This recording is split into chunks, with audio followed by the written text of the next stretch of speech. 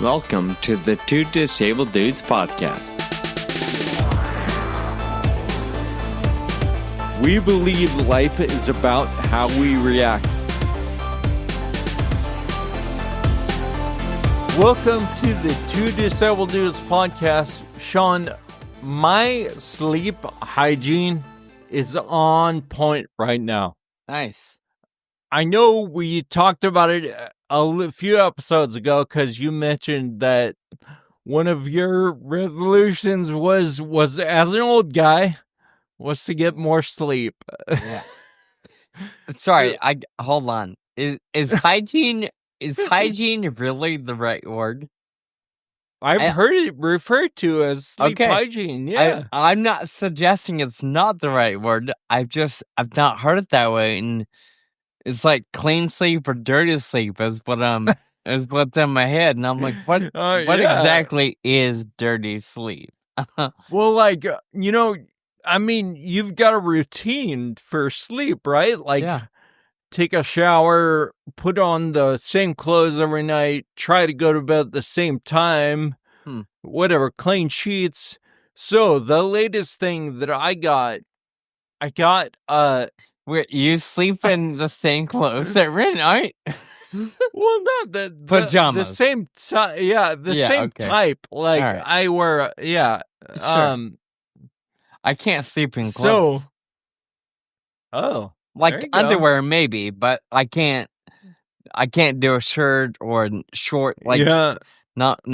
Doesn't work well for me. Anyway, see, I think when I sleep in a t-shirt, it helps regulate the temperature outside versus inside, and anyway, better hygiene. Better hygiene. My point is, I got a night guard from my dentist. Do you sleep with a night guard? My dentist has been telling me for like 5 years to get one because apparently he can tell that I grind my teeth, and so you're supposed to get a night guard. And it basically looks like a Steph Curry, kind of football mouthpiece or basketball. Yeah, mouthpiece. Yeah. Thank you. But it costs like $400 because apparently either insurance doesn't cover much of it or they don't cover it all anyway. So I feel like you could go to just, I don't know, Dick's Sporting Goods and buy one for like $40. No? That's what I told them. Okay. And they're like, no, it's different. Like, I don't know. Anyway, I got one and I love it. Okay. Nice. Nice. I was telling a friend that it feels like a little hug on my teeth. It's very comforting. And I've been sleeping well the last few nights. So. Ultimately, that's all that matters. But the mouthpiece I can understand that the mouthpiece is probably designed differently. What you get from the dentist versus what you buy at the sporting goods store. Right. But do they not ultimately serve the same purpose? In a sense? Agree. I agree. Yeah.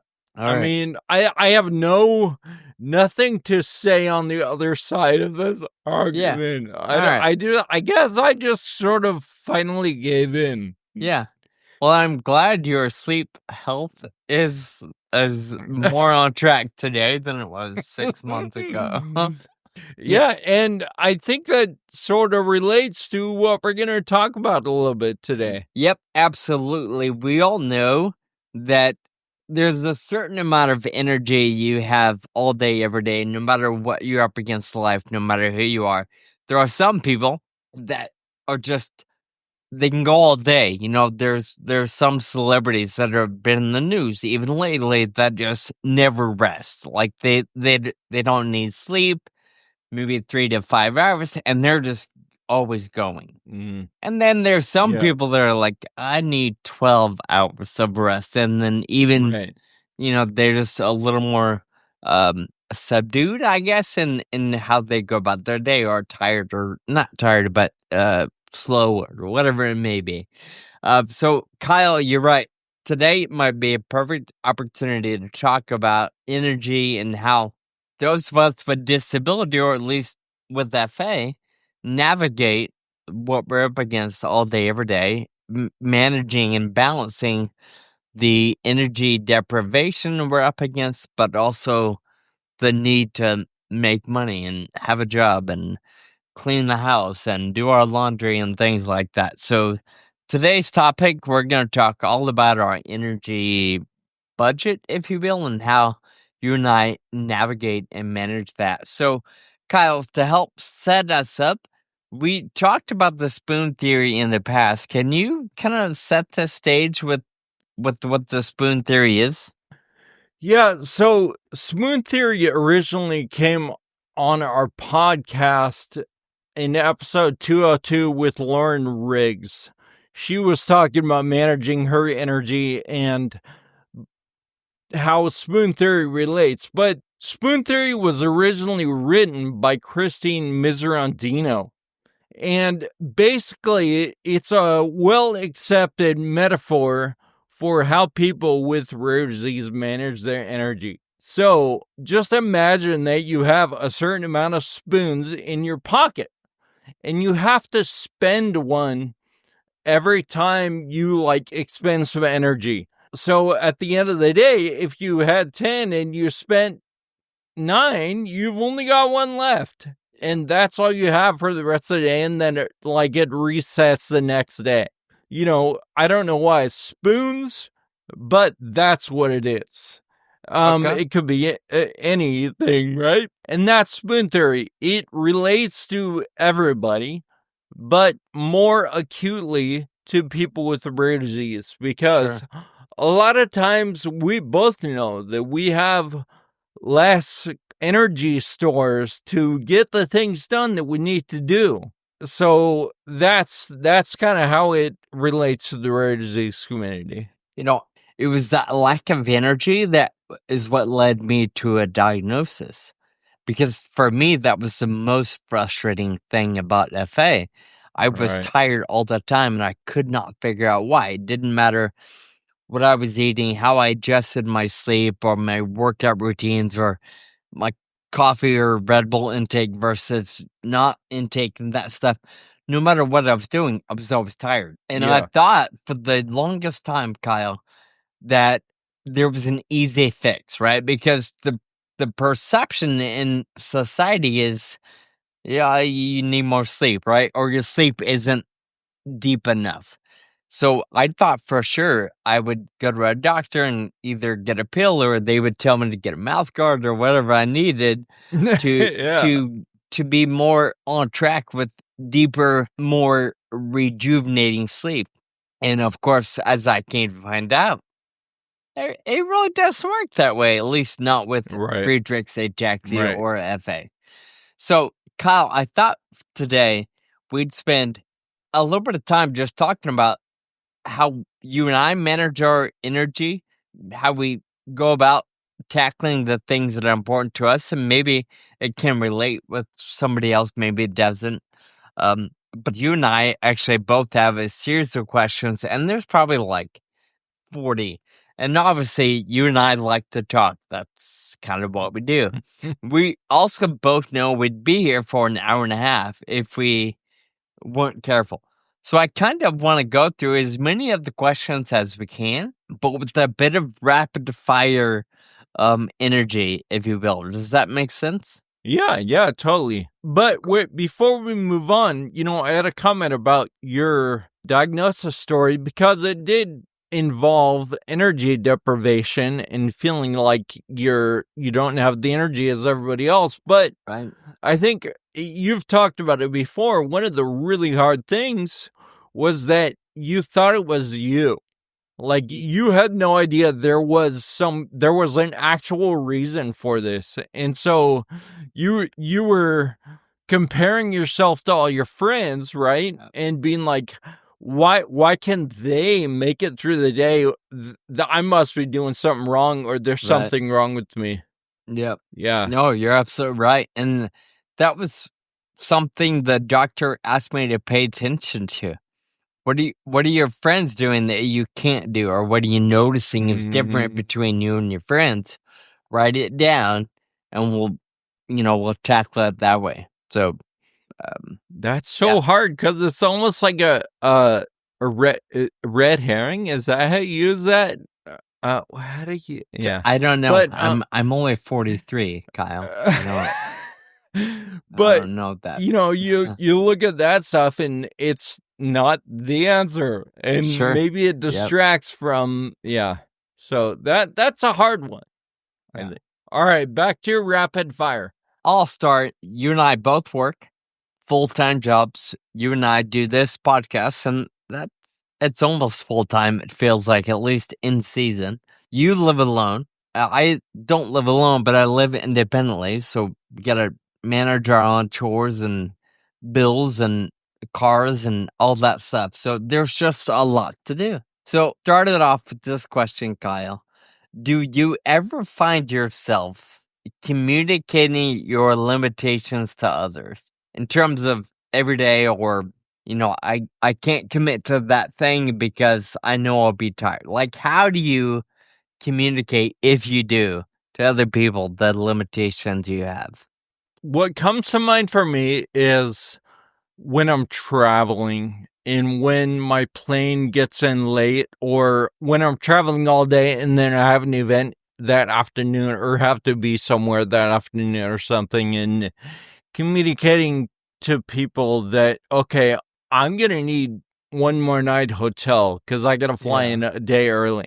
But really, on a daily basis, I feel like I manage it in a way that I don't know, maybe just foresight, like telling people I'm going to be there at 9 when, I could be there at 8, but I'll be tired, right? Yeah. But I don't know that I necessarily explain my reasoning. Sure. But I kind of incorporate it into my schedule. So I think a lot of it relates to time management. Yep. I would agree. I'm the same way. Unless we have a rapport, or I know you and you know me in FA, I don't normally explain why.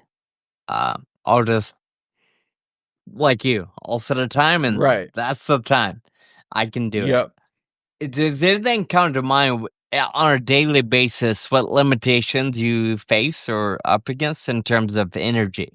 Actually, it happened yesterday. I went on a long bike ride. Maybe this happens to everybody, even if you don't have FA. But, I get home from the bike ride and I just find myself in a daze. What should I do? Should I go to sleep? Should I try to get some work done? And I think that's one of the hard things is for you and I, and for maybe everybody, the constant need to stay productive. I think, you tend to try to push through the limitations in energy.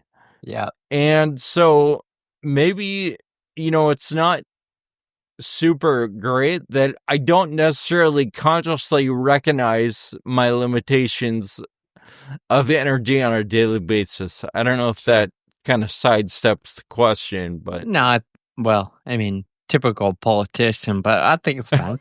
How do you decide what's worth your energy and what is not?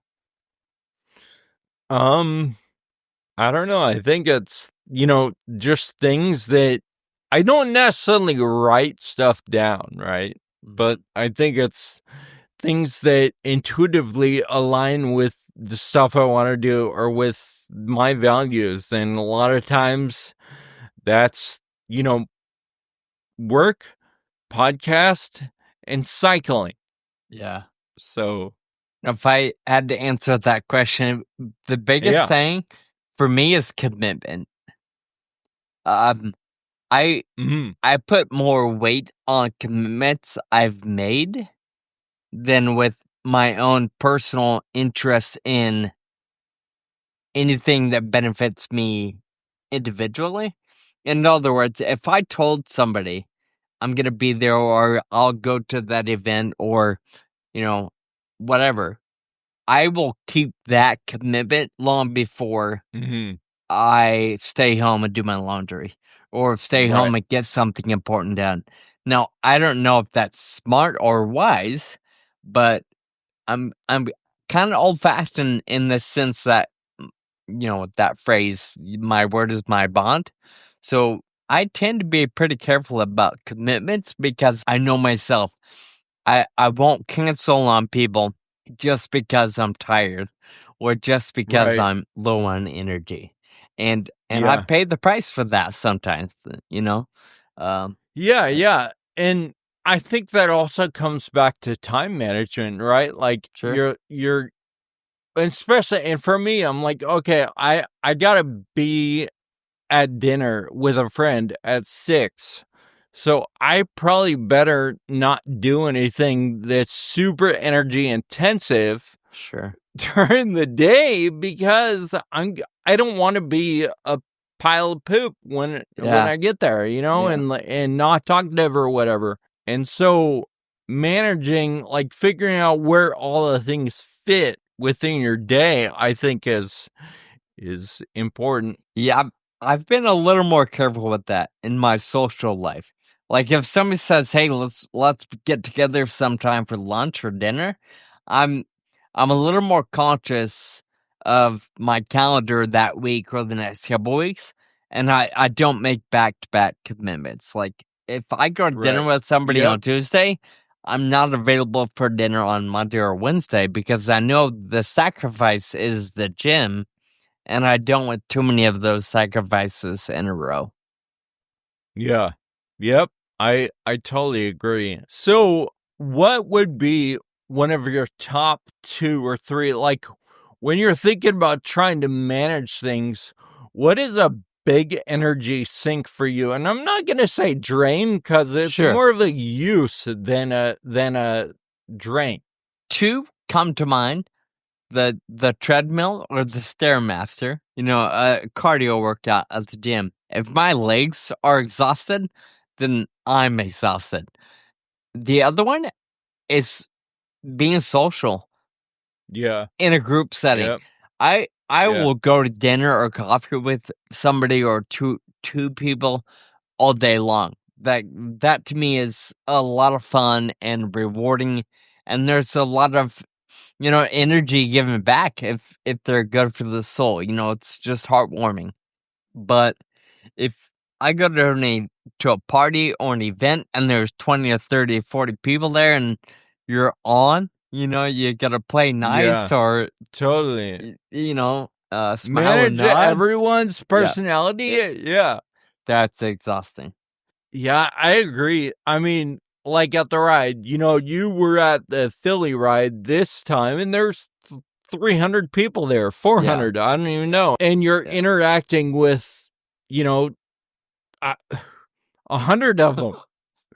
And at the end of a ride, I am exhausted, Hmm. exhausted. And then the other one for me is speaking. I think you can probably like at the end of a Yeah, talk, no matter how long it is, whether it's 20 minutes or an yeah, hour, I yeah. am wiped out. And I know not to schedule anything. I can do it, like you said, a one-on-one, like lunch or something, Sure. but I have to be careful after talk Yeah, because I know my energy and I can be short and I can be, just not pleasant if I get sure. there. Yep. No, that's a good point. That one's certainly on the list as well. Another one that comes to mind is kind of mean, but people talking like non-stop talkers. That really drains me. I joke with friends like I love yes or no responses, concise.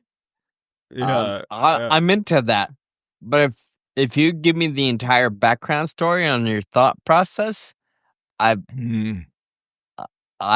will find a reason to walk away. I think there's a huge difference, of course, between like depth and like volume, right? When it's just a lot of nothing, that's tough to take. Yeah. All right. Already we're at like 20 minutes, so we're not doing great. So I do have a couple of questions I want to be sure to touch on in this episode. Kyle, have you ever felt guilty for either needing more rest or having to say no to something because you needed more downtime? Yeah, I can think of a situation actually specifically where I'm like, I need to go to sleep, but everybody's hanging out, right? Sure. I think that maybe that's a common one. And ultimately, I decided to go to sleep, but, there was a pit in my stomach. I've got FOMO sometimes. I'm not gonna lie. Sure. About a lot of things. And, it's not necessarily the most convenient thing a lot of times. So when there's people hanging out, but I'm like, I know I need to go to sleep. Partly like whatever, there's an early meeting tomorrow or whatever, and I just need to go. So yeah, that's when I feel bad because I'm like, oh, what am I missing out on? Because I need to go to sleep. Ooh, Yeah. I need my beauty sleep. Well, yeah, Sure. of course. Do people ever give you a hard time about, needing to sleep? And how do you respond to those? A lot of times I don't entertain it. I just whatever. I'm out here. Like, so yeah. What do you think? Probably the same. Yeah. But I think you said this maybe another time or offline. I don't tell people that I need rest because my rare disease. Like I don't typically put that on the table. You're right. Yeah. So maybe it's not held against me because I don't communicate it in that fashion. Whereas I know maybe there are other conditions or other situations where the fatigue issue is a bigger issue or more relevant issue. So maybe it does come up in other settings or with other people. But yeah, me personally, it's very rare for me to say something to the effect of, "Hey guys, my sickness is telling me to go to bed," or I don't think people say it like that, but So with friends or family, I might say, be a little more open about it. With that in mind, you say you don't communicate it to people, but does it register like for yourself in your own head? Like, oh, I know why this is because of FA. Yes, it does, but I've also gotten better at planning ahead and being aware of, generally what's going to work well and what's not going to work well. There's always things that come up or, something takes a little bit longer than it should or whatever it may be. But I do my best to be more conscious of what my day or what my week is going to look like. Right. So when we're talking about people's reactions to you needing to take a break or go to bed earlier or whatever, what's one change that you wish people would make to be more considerate of the energy limitations? Obviously, I think there's probably a dozen things I could come up with if I were actively thinking about the question for a week or two or a while. But I just got off a cruise, was on vacation a couple weeks ago, and so a couple things come to mind just from being on the cruise ship. I realized, I travel with the chair on a cruise. I use my manual wheelchair, and it saves me a lot of energy most of the time. But also, cruise ships, the elevators are not a lot of fun. especially on busy days where everybody's either trying to get off the boat or get back on the boat. There are times where the elevator is super easy, and there are certainly times where the elevators are not. And this particular ship, the elevator doors they don't stay open very long. And there were a couple times where I'm in a lobby waiting area, and if people are in my way, I can't get to the elevator door before it Right. closes, Right. and then I'm stuck waiting another 3, 4, 5 minutes. And in that hurry to get to the door, that kind of, it's only 10 or 12 seconds, but it expends so much energy because I'm trying not to be a jerk. I'm trying not to run over your ankles, but I'm also trying to get to the elevator door while I have the chance. So I would appreciate it if people would pay attention to their surroundings, hold the door. It's going to take you Right. 2 seconds, Yeah. and I get it. Sometimes we're all in a hurry, but there are times where you can easily afford 2 or 3 seconds of holding the door, holding the elevator, and just paying attention to the people and your surroundings and not being buried in your phone or whatever it may be. Yeah. Does anything come to mind for you? I tend to manage it internally, and I know you do too. And even in this case, right, that was an observation, and you just go on with what you're doing.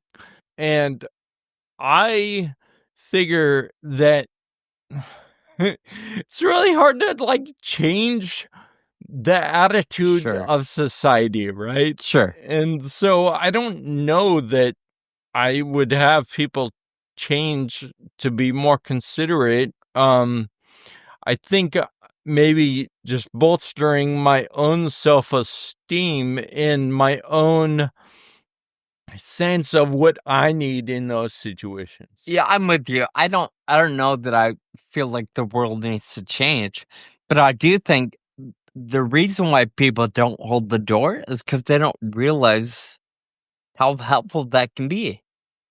So to me, it's not a matter of, getting on a podium and preaching, but more of this podcast. The more we talk about it, the more somebody's going to hear, be like, oh my gosh, I've never even thought about it. And ultimately that can lead to change, even though it might be insignificant. Anyway, that's a side note. Do you ever, we obviously both want time to rest and maybe need time, and you talked about needing a healthier sleep routine.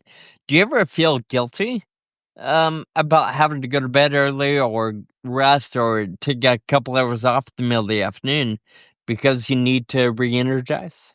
Yeah, and I think I mentioned it earlier, just my need to stay productive, right? I'm like, oh, the sun is up right now. Yeah. I probably shouldn't be sleeping. Because, partly Sure. hey, that's not when I sleep. Yeah. I don't, but also I could be doing something that gets something done or advances me or the community or whatever else. So I think that's a hard struggle a lot of times. How do you handle that struggle in terms of when you want to do more or keep going, but you also know I should probably stop. I should probably go to bed. Managing. How do you manage that frustration? At least it's frustrating for me, so I assume it is for you as well. Yeah. I think the older I get, the more I realize that I am where I'm supposed to be, and that sounds really trite, but I tend less to think about the things I'm missing out on and realize that it's not a big deal unless I make it a big deal. And so if I need to sleep, then that's what the big deal is. That's where the living is, in me sleeping, so that I can recharge for the next thing. What about you? Do you feel guilty? I mean, probably. I can't think of a time or an incident or an example, but there are plenty of times where I let myself keep going and I feel regret later. Yeah. So maybe I feel that regret more than I do feel guilty because I tend to keep going when I probably shouldn't.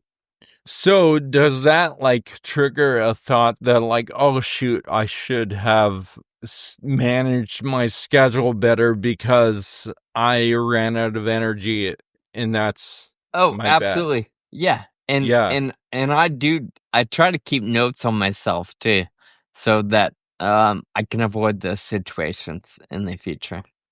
Not always Like good. actual written notes or Yeah. like mental No, notes? on my phone. Like my wow. notes app, I probably have I have way too many. But there's a note for a lot of stuff. I have lots of notes on my phone. Nice. And I am pretty good at going through them, going back to them, reading them, and just being aware of life and what I have to do. So here's one I got for you. Do you think energy management is purely physical, or is there an emotional, mental component to it? I do believe there's definitely emotional. I would say physical is the bigger piece of the pie. You know, Yeah. Maybe 75% physical and the rest emotional and kind of mental. Well, it's like you dealing with FOMO. That's purely emotional and mental. Yeah. You know, Yeah. there's nothing physical about knowing your friends are out at a concert and you wish you were there. Yeah. But it'll Right. drain you because you're going to be emotional and sad about it or frustrated and blah, blah, blah. Yeah, I'm also thinking of both of the examples that we gave earlier of like being at a party or a big gathering in a group setting, because much of that is not physical. It's Sure. I don't know that I would call it emotional, but it's just being on, right? Is not necessarily physical. So Yeah. yeah. Yeah. Still draining. Yeah. So, Sean, if someone listening struggles with energy management, what advice would you give to that person? Whew. I don't know that I have a lot of advice to give, but the one thing I will say is give yourself permission to do you, like whatever you need to do. I think the guilt and the FOMO and all those things come into play because we don't allow ourselves to prioritize our needs. And I'm not promoting selfishness. I'm not saying, don't care about anybody or anything else. I'm just saying be aware of who you are, what you can do reasonably, and be okay and give yourself permission to prioritizing you and your needs, especially as they revolve around a disability or a rare disease. Yep, I agree with that. Allow yourself to charge up so you can be better at whatever's next. Yeah, Exactly. I love it. Yeah. Kyle, what would you say to the non-disabled person? How can they be more aware of the limitations?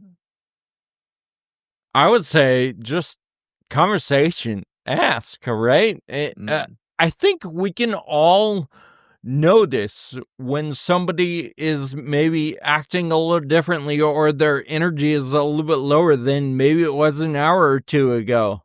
Sure. And so just being aware, it's a lot of times it's not hard to see, but recognizing it is the next step, and just having conversation, being aware. Yep.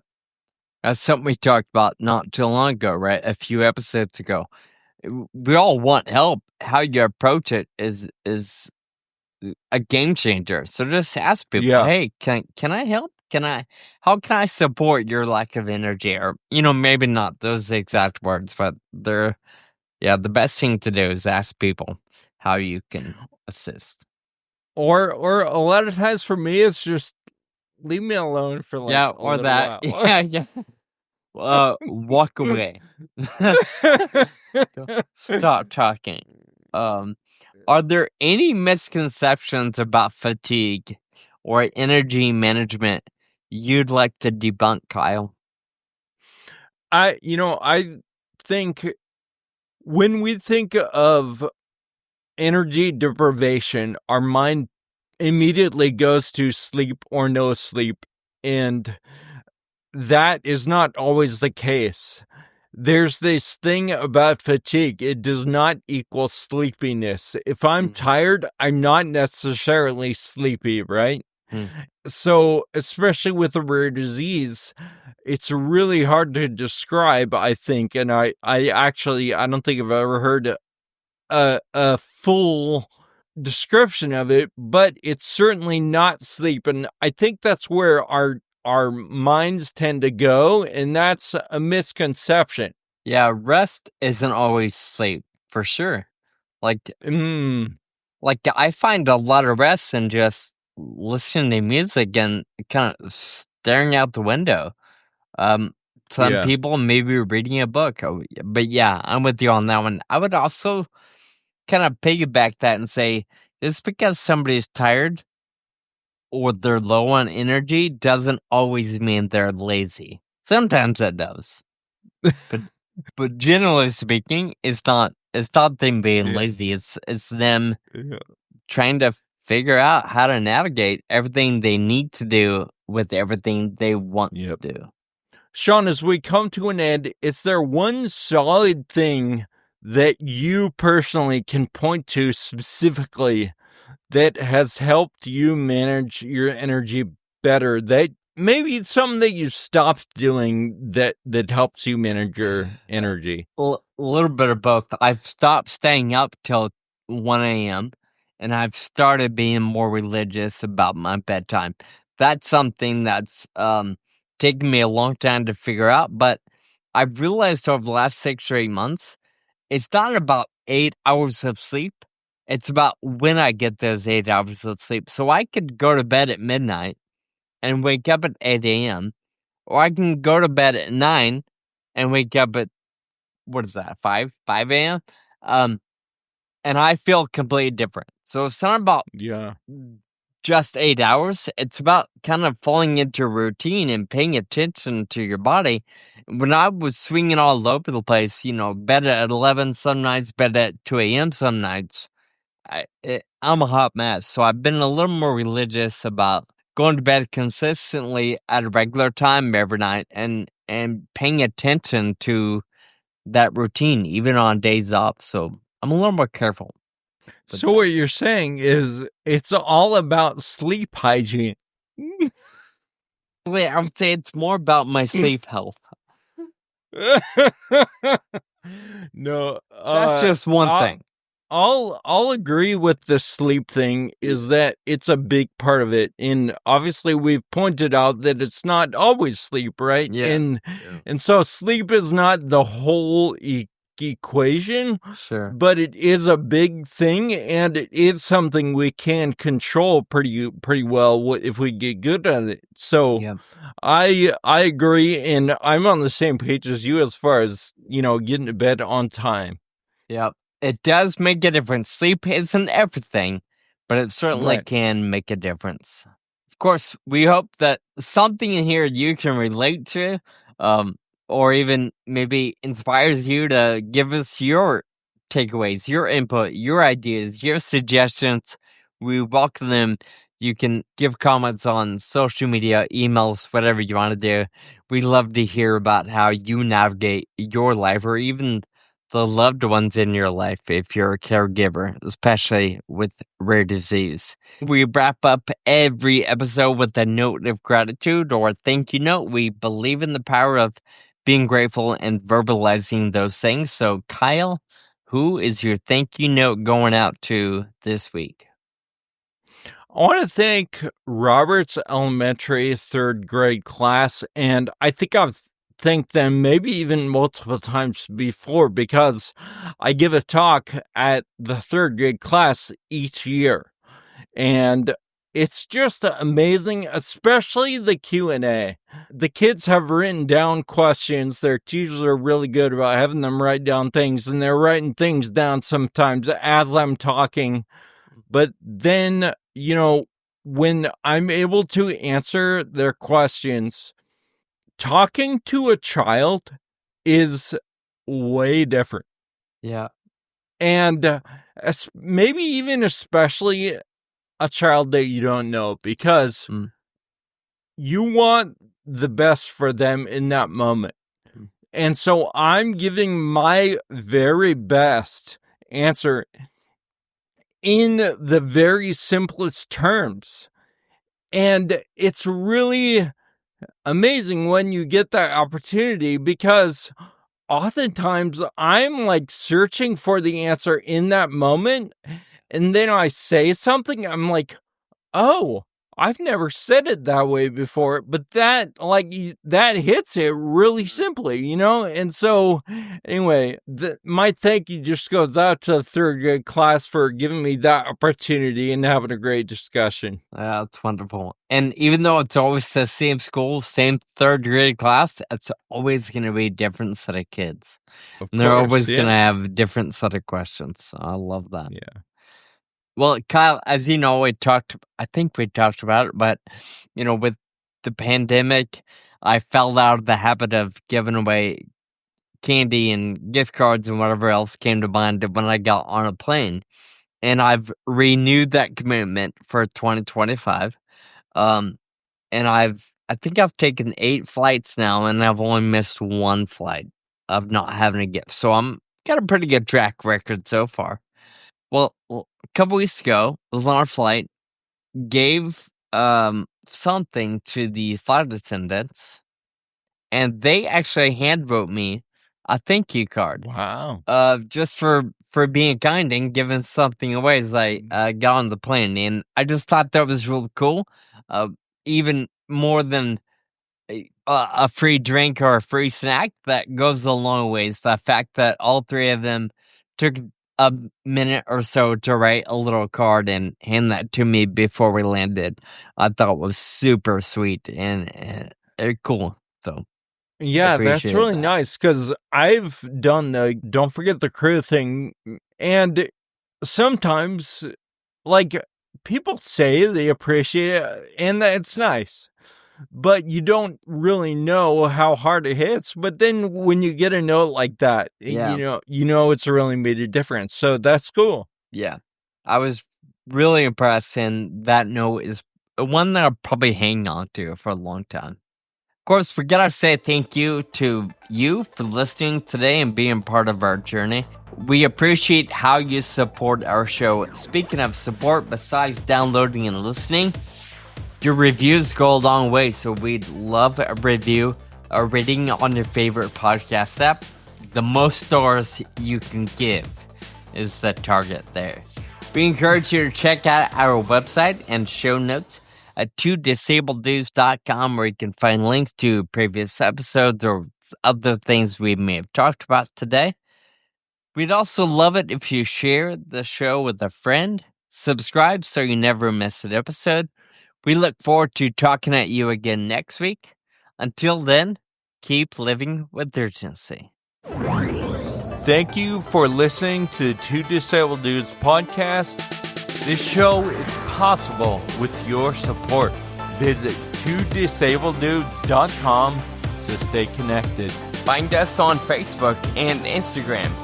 And be sure to subscribe on your favorite podcast player.